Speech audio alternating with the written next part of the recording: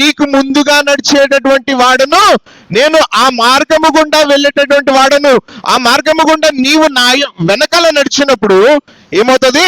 నీకు నీ జీవితంలో లేమి అనేది కలుగదు అంటున్నాడు.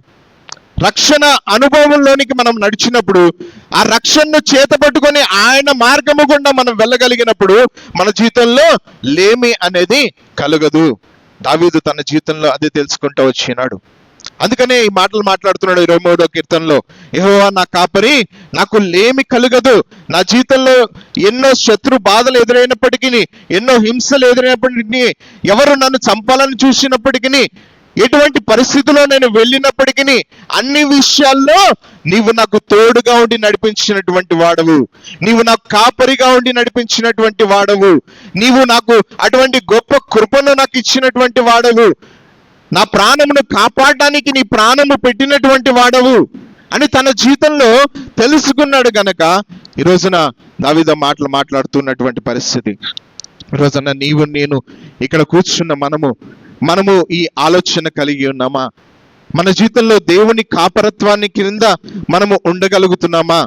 దేవుని కాపరత్వం కింద ఉండగలిగినప్పుడు ఆయన ఇచ్చే మేళ్ళు, ఆయన ఇచ్చే ఆశీర్వాదములు ఎంతో గొప్పవి.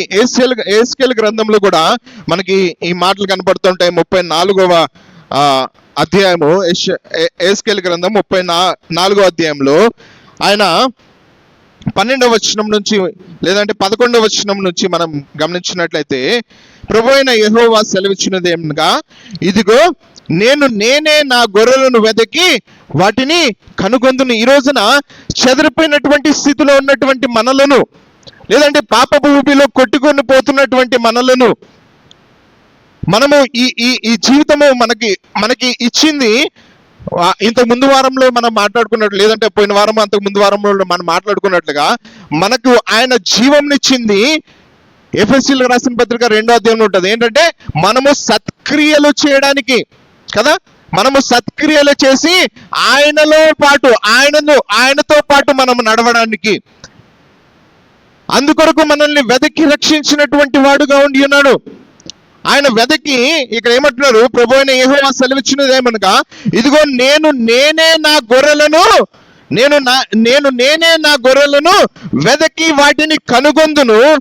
తమ గొర్రెలు చెదరిపోయినప్పుడు కాపరులు వాటిని వెతుకున్నట్లు నేను నా గొర్రెలను వెదకి చీకటి గల మొప్పు దినమందు ఎక్కడెక్కడికి అవి చెదిరిపోయానో అక్కడ నుండి నేను వాటిని తప్పించి ఆయా జనముల్లోని వాటిని తోడుకొని వచ్చి ఆయా దేశంలో నుండి వాటిని సమకూర్చి వాటి స్వదేశంలోనికి వాటిని తెచ్చి పర్వతముల మీదన వాగుల యొద్దను దేశమందున సకలమైన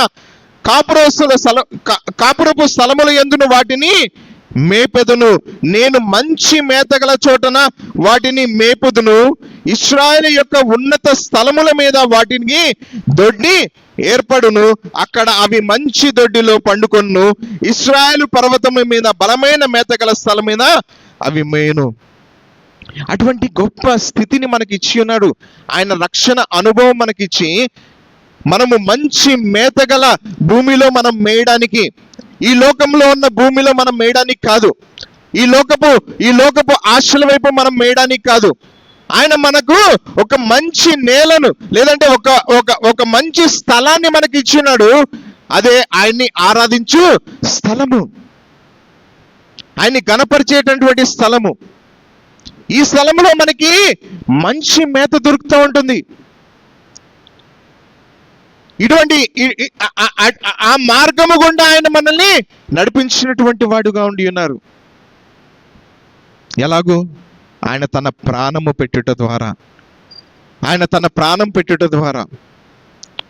ప్రాణము పెట్టి మనల్ని ఇటు స్థితిలో ఆయన నిలబెట్టి ఉన్నాడు, ఇటు స్థితిలో మనల్ని కూర్చోబెట్టి ఉన్నాడు. అందుకనే దావీదు అంటున్నాడు తన జీవితంలో, ఆయన నాకు కాపరిగా ఉండి ఉన్నాడు, అందుకనే దావీదు భక్తుడు మాట్లాడుతూ